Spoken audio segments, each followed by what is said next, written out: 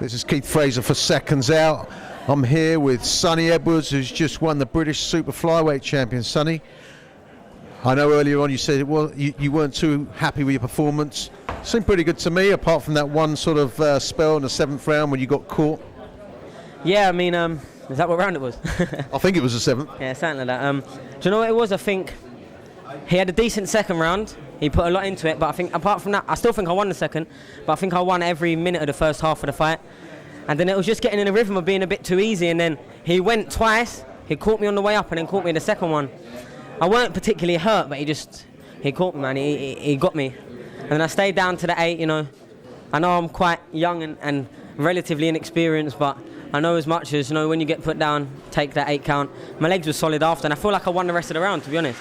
Well, you were dancing around when you got up.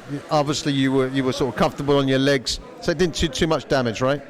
No, I mean, it was just one of them ones. I do move a lot, so my feet aren't always planted. So when I do get caught, you know, a bit of my chin in the air on the way out, that happens. But I weren't particularly hurt. I was sound. If I was hurt, the stool would have got chucked in after that round. It wasn't. My legs were fine.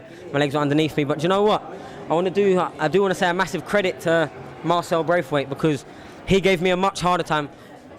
I'm the type of fighter that, you know, the only thing I can really remember is that getting put down. For me, I like perfect performances, and that wasn't it. Kind of, you know, relatively uneventful apart from that round, and then the cut in, I think, the 9th or 10th round. But I took it all in my stride, and I still think I won pretty much every second of every other round. But that being said, he surprised me with some of his work in there. The ref did say before that he was going to let it work a lot inside, so, you know, fair enough to him. I would have liked, you know, I'm a boxer, so I would have liked it a bit more further range when it was tying up, breaking, but all refs are different, and that's one we got. You know, not making no excuses, I still won clear. I don't think there was anyone in there that didn't think I won.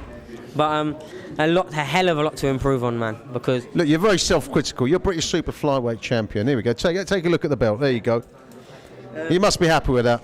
Yeah, of course, but, you know, and this is no slight on the British title, because it's a title that I've wanted for as long as I can remember. But I didn't come into professional boxing to be a British champion. My goals are for the world title. And if I boxed like that against, you know, a legit world fighter, I would have got my arse handed me today. And that's probably why I'm more critical for myself. Because I know sparring's different, but I know I can mix it with the best in there. And not trying to put Marcel down, I think he's far from, you know, that world level. But he showed there today that he's a handful, do you know what I mean? But when I just listened and boxed, you know, how I probably should box more, sort of boxing and moving, I don't think I lost a second in the round. Moving forward, I mean, obviously you got your brother here, your mother here. The last time I spoke to your brother was when he defended his world title here. It's a family affair, isn't it? I mean, look, you're a very, very close-knit family, a bit like the old Klitschko brothers. How do you feel going forward? Do you think, can you see yourselves on that sort of level together, ruling the world? Yeah, I mean, you know, he's been world champion, and I still think I'm very far off that, even though it's something I'd relish in the near future. Because I do think when I'm really up against it is when you'll get the best out of me. Don't get me wrong, I didn't take him lightly, I didn't take him easy. But some of the things he was doing in there didn't shock me, but it caught me a little bit, because he was putting his head down a lot. And you know, he was playing to his strength. He is smaller than me, and he was throwing head down and pushing forward. And you know, I'm quite upright and like to move that. And I was bouncing shots off all the sides of his head. My hands are absolutely sore. I had trouble in camp, you know, from my last fight. I damaged my right hand. Probably didn't let it rest as long as I should have. But yeah, no excuses. I knew what I was getting in there, and I still come out well. Like, their corner knew at the end of the bell. He come out trying to knock me out the last couple of rounds. You know, probably felt like he could hurt me, but I didn't give him another chance to get near that. I thought you did well. I knew the scores were going to be with you at the end of the fight. I think you should be very proud, British champion. Looking for the forward. I know you're looking to improve, and obviously that will come. The Edwards family is on the rise, isn't that right? Yeah, and I'll put this on note now. I did offer their team. You know, I've got a voluntary defence now. If they want to be my voluntary defence, you know, I would like to put that to bed. You know, I clearly won, and I clearly won the fight, and I well won.